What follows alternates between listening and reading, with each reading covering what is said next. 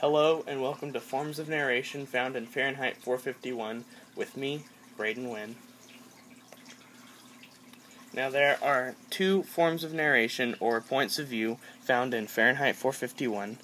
The first would be third-person omniscient. This point of view is used when the narrator is telling the story of all characters in the story. This narrator is not part of the story and knows everything about all characters. Sometimes a narrator can be both limited and omniscient at the same time. The second point of view would be third-person limited. This point of view is used when the narrator is not in the story, telling the story of just the protagonist, and has limited knowledge on all other characters. Some of the pronouns used in this type of narration are he, she, his, her, they, and them. In regards to the novel, the point of view is third-person limited omniscient. In the opening of the novel, the following excerpt sets the point of view. And here is that excerpt.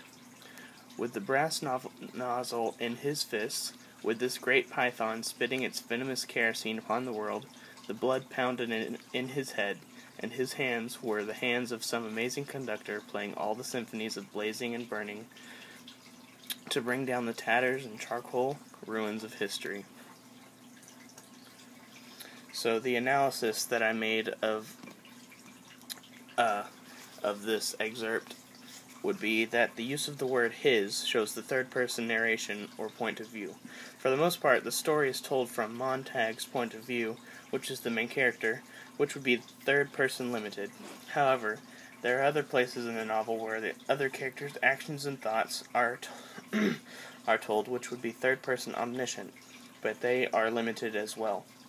This makes the story's narrative point of view both limited and omniscient at the same time.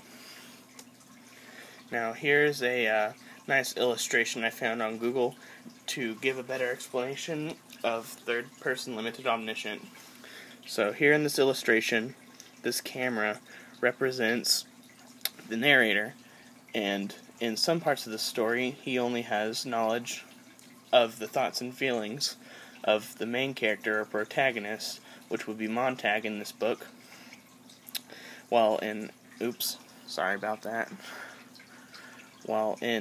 other parts of the story, the narrator has limited knowledge of the thoughts and feelings of all the other characters as well. So that's an illustration to give a better understanding of third-person limited omniscient. This has been Forms of Narration in Fahrenheit 451, and thank you for watching.